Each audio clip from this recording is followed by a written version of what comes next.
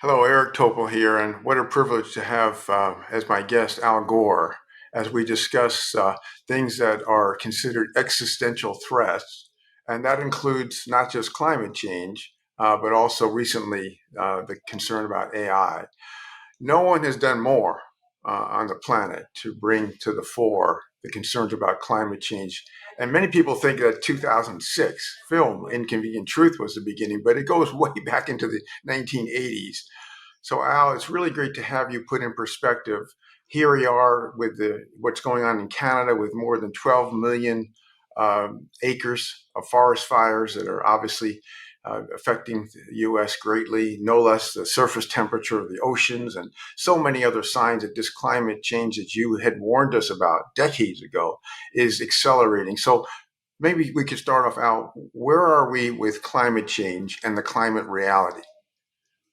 Oh, well, first of all, thank you so much for inviting me to be on your podcast again, Eric. It's always a pleasure, and especially because you're the host, and we have very interesting conversations that aren't on the podcast. So I'm looking forward to this one. So to start with climate, the old cliche: there's good news and bad news. Unfortunately, there's an abundance of bad news, but there's also an awful lot of good news. Let me start with that first, and then turn to the more worrying trends. We have seen the passage in the U.S. Last August of the largest and most effective, best funded climate legislation passed by any nation in all of history. The so called Inflation Reduction Act is an extraordinary piece of legislation. Its bill is allocating $369 billion to climate solutions, but actually the heavy lifting in that legislation is done by tax credits, most of which are open-ended and uncapped, and a few without any time limits, most a 10-year duration. And the enthusiastic response to the legislation after President Biden signed it has now made it clear that that early estimate of 369 billion is a lowball estimate, because Goldman Sachs, for example, is predicting that it will end up allocating $1.2 trillion to climate solutions. A lot of other investors and others using economic models are estimating more than a trillion. So it's really a fantastic piece of legislation, and other nations are beginning to react and respond and copy it. 1 month after that law was passed, the voters of Australia threw out their climate denying government and replaced it with a climate friendly government, which immediately then set about passing legislation that adopts the same goals as the US IRA in the Australian context. And they've stopped the biggest new coal mine there. And anyway, 1 month after that, in October, the voters of Brazil threw out their former president, often called the Trump of the tropics, and replaced him with a new president, a former president who's a new president, who has pledged to protect the Amazon. And the European Union, in responding to the evil and cruel invasion of Ukraine by Russia and the attempted blackmailing of nations in Europe dependent on Russian gas and oil, responded not by bending their knee to Vladimir Putin, but by saying, wait a minute, this makes renewable energy freedom energy. And so they accelerated their transition. And so these are all excellent signs and qualify as good news. The other good news is not all that new, but it's still continuing to improve, and that is the astonishing reductions in cost for electricity produced by solar and wind, and the reductions in cost for energy storage, principally in batteries and electric vehicles, and 100 other less well known technologies that are extremely important.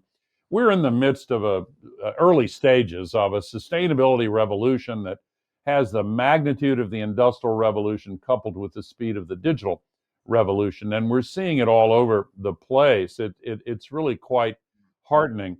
One quick example, the biggest single source of global warming pollution is the generation of electricity with gas and coal. Well, last year, if you look at all the new electricity generation capacity installed worldwide, 90% of it was renewable. In India, 93% was solar and wind. And India's pledged not to give permits for any new coal burning plants for at least 5 years, which means never, probably, because this cost reduction curve, as I mentioned, is still continuing downward. Electric vehicles, we're now seeing that the purchases have reached 15% of the market globally. Norway's already at 50. They've actually outlawed the sale of any new internal combustion engines, and indeed many national and even municipal and state jurisdictions have prospectively served notice that you won't be able to buy them after a certain date, 2030, in many cases. And the auto companies and truck and bus companies have long since diverted their research money.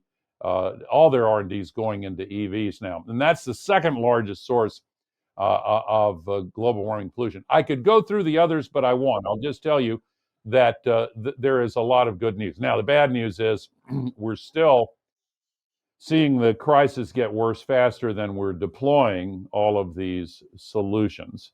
And the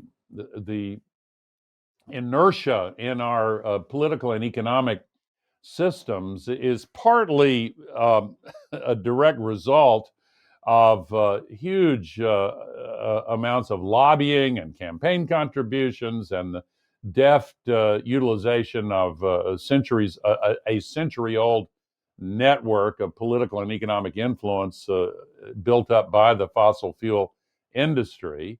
And they're opposing every single solution at the state level, the local level, the national level, the international level. Now, this COP28 coming up at the end of the year in the United Arab Emirates is actually chaired by an oil and gas company CEO. It's preposterous.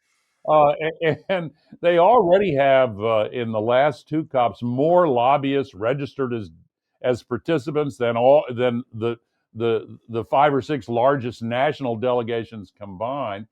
And we're seeing them really oppose this change. And meanwhile, the manifestations of the crisis are steadily worsening. You mentioned the fires in Canada that are predicted to burn all summer long. And I was in New York City last week, and you know from the news stories, it was horrific. I got there the day after the worst day, but I saw and heard from people just the tremendous problems that people have.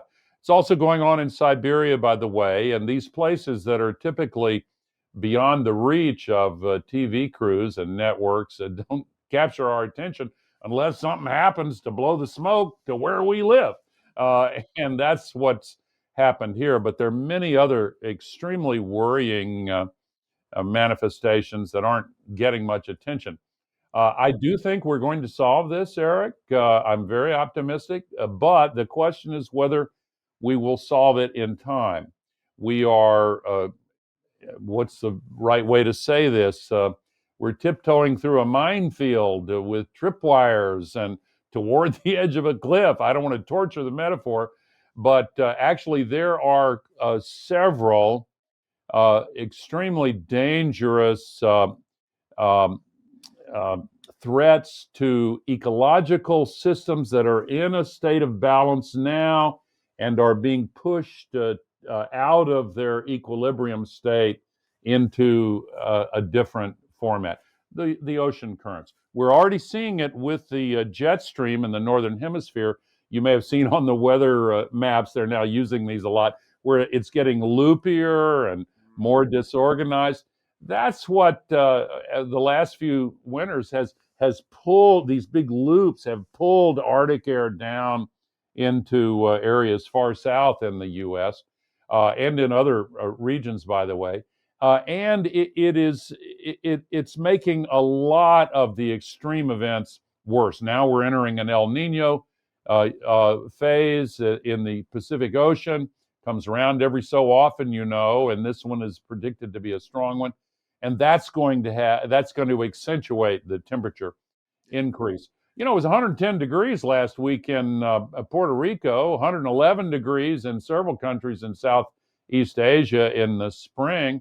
Last summer, China had a heat wave that the historians say, about which the historians say there's nothing even minimally comparable in all prior known history in the length, the extent, the duration, the intensity. And we saw Pakistan under two-thirds of Pakistan underwater for an extended period of time. I could go on, but when you net and balance out the good news and the bad news, we are gaining momentum, and soon we are going to be gaining on the crisis itself and start deploying solutions faster than it's getting worse. So I remain optimistic, and I always remind people, if you doubt we have the political will to see this through, remember that political will is itself a renewable resource.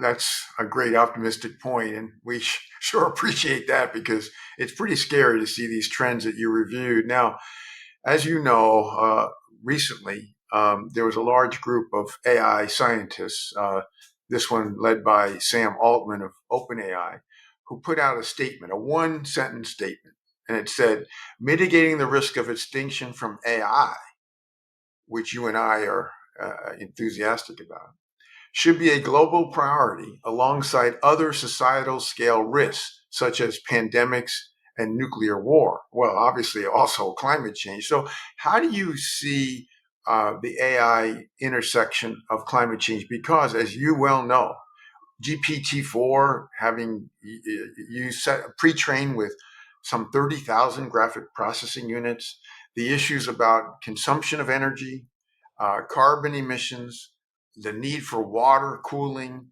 Is AI going to make this situation worse, or will it make it better? Well, yeah, I understand. Well, both. It would be my answer.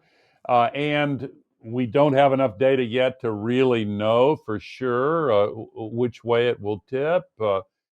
Um, Maybe we'll talk about the existential risks from generative AI as this conversation continues. There are many who have spoken up and said, well, wait a minute, before we focus on that, we need to look at the risks that are right staring us right in the face. I mean, the use of these AI driven algorithms, not necessarily generative AI, but the AI driven algorithms in social media are causing tremendous harm right now.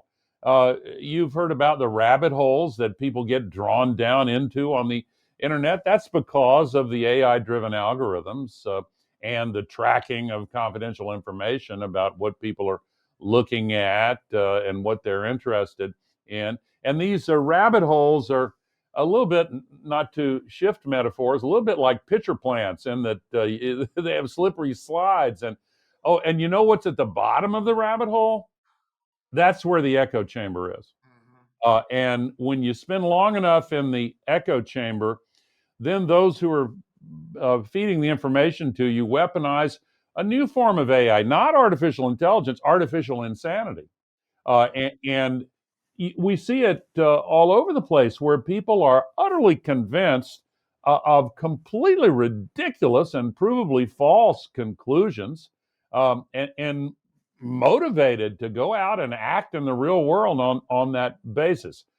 We see the deep fakes and the concerns about video and audio deep fakes and how that's going to have an impact on us, and all manner of other concerns that need to be addressed. But the existential threat is one that I do want to come back to. But turning to your specific focus on whether it is going to help or hurt or both, where climate is concerned, I have co-founded a coalition called Climate Trace that uses AI in an extremely effective, beneficial way. Trace stands for Tracking Real-Time Atmospheric Carbon Emissions, and we have a coalition of AI firms, NGOs, university groups, and the whole coalition works together to identify with AI the point source of every single significant stream of emissions of global warming pollution everywhere on the planet. We released it at the last United Nations conference, the one that was held in Egypt last year, uh, the, uh, the top 72,000 emission point sources around the world. This fall, we will release the top 70 million emission sources. We also have every agricultural field in the world down to a 10 meter by 10 meter resolution. We have every single power plant, all the steel mills, every large ship, every large plane, most every, well, we have all of the significant greenhouse gas emissions. That would not have been possible without AI. Now, this is not generative AI. We have used generative AI, not ChatGPT. We tried that, but there are others that are actually more proficient in the views of our team members at writing code. It has saved us time and enhanced our productivity in writing code. Um, so that's one example where AI has been a big help, and we see it in modeling, and we see it in the preparation for adaptation and in other ways. Now, the downside is, you said in your introductory phrasing that the energy requirements and the emissions are just enormous because it is an extremely energy intensive exercise. And you have to have the GPUs as well as the energy. So you could call it oligopogenic. That may not be a word. It may be a hallucination, like GPT is famous for. But what I mean is, it does tend to favor a a very small number of very wealthy, very powerful, very large companies. Basically, Google and Microsoft are driving the rest of the world to try to desperately catch up. The CEO of Microsoft, they stole a march on Google with the release of Chat GPT, and then that fascinated people, and the pickup and use of GPT Unbelievable. is just it's there's been nothing like it in Yeah. previous More. technological history. And the CEO said that he wanted to uh, call Google out and make them dance. Well, Peggy Noonan said in one of her columns, that's not a responsible way for the CEO of such a company to talk. I like him, and I'm not really taking a poke at him insofar as I'm making the point that they're really two companies, and the internal dynamic between the two is driving this frenzy of investment and activity. And the underlying platform, the large language models, they're almost a commodity now. They're all over the place and have been for a while. But the need for the GPUs, the need for the energy consumption, that's limiting the cutting edge developments to these two companies for now. China doesn't trust it because they don't trust the enhanced political influence it might give those using it, or the enhanced insight. And there are others that will try to find a way to use it, of course.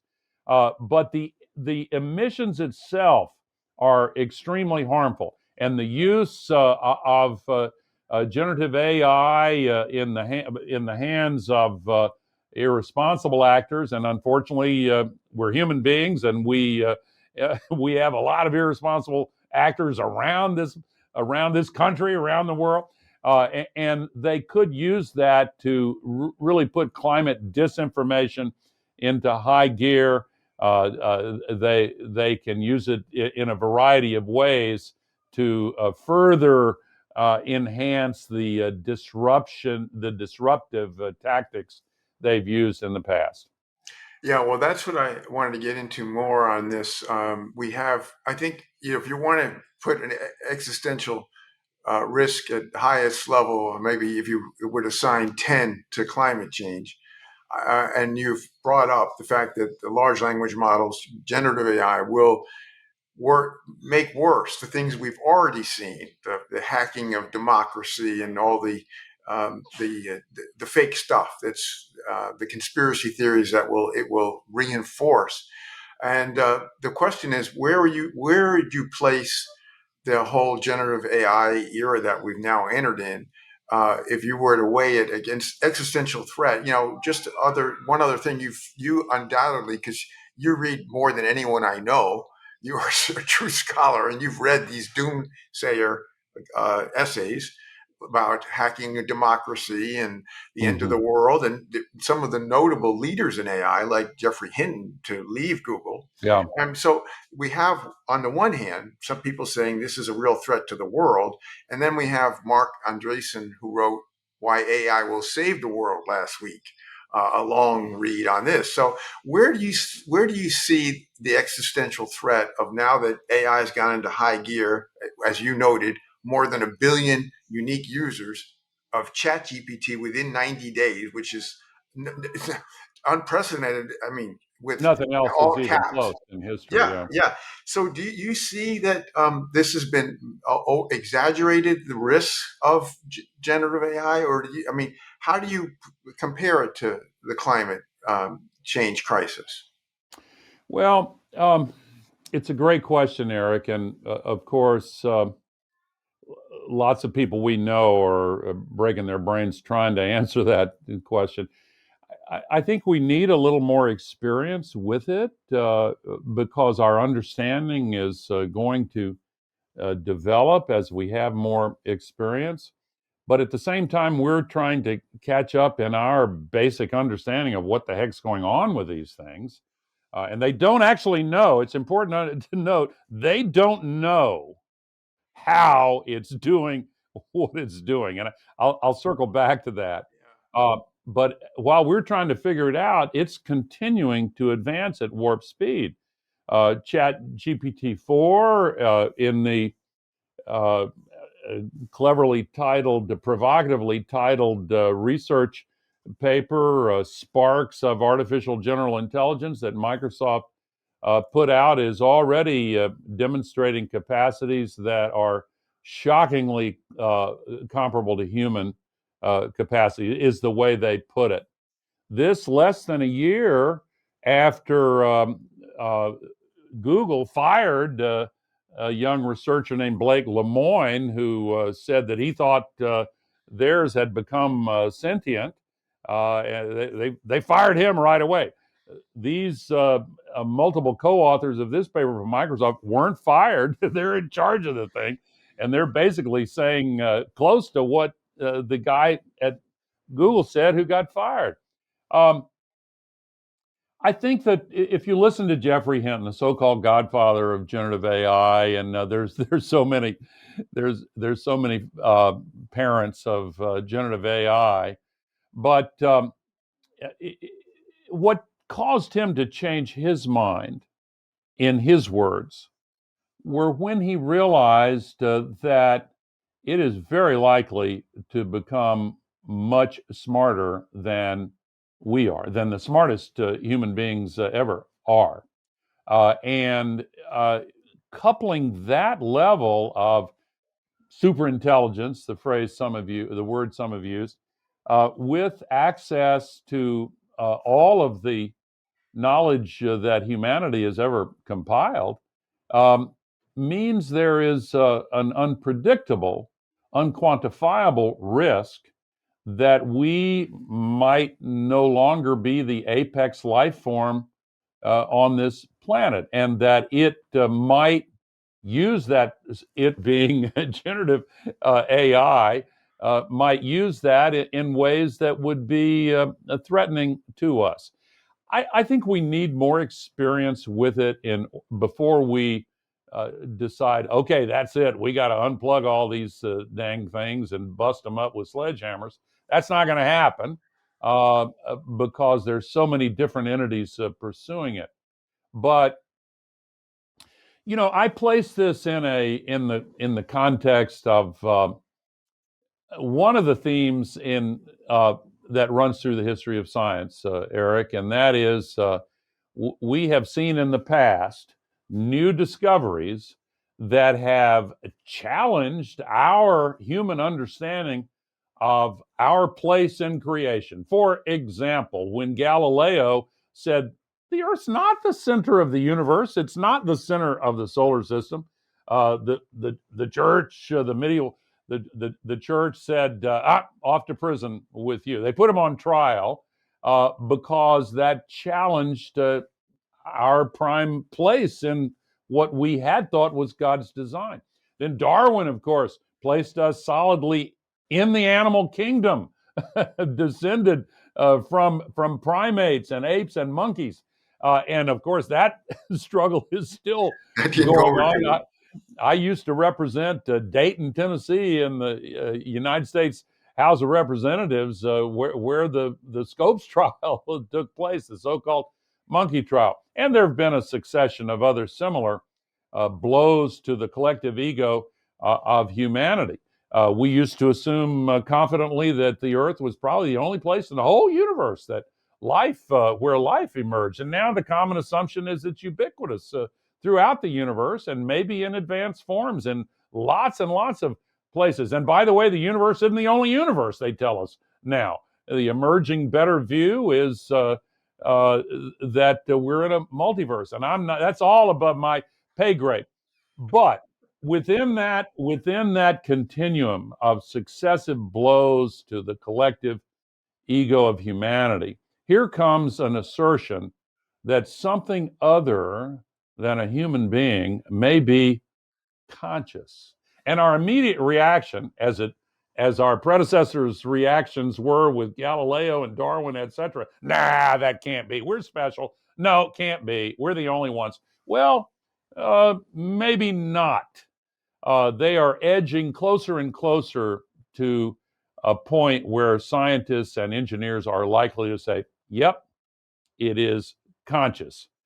Maybe it won't happen. I kind of think it is already beginning to happen.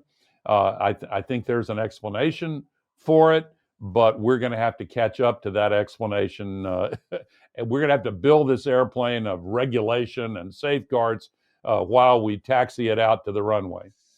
Well, I share that view. I don't think that continuing to say this is just a stochastic parrot is where we're at right now. It's a form of intelligence from machines that we haven't seen previously. And as you've really zoomed in on, this is the big debate about the level of understanding, the so-called world model. And, this is something that is only going to get more capable over time.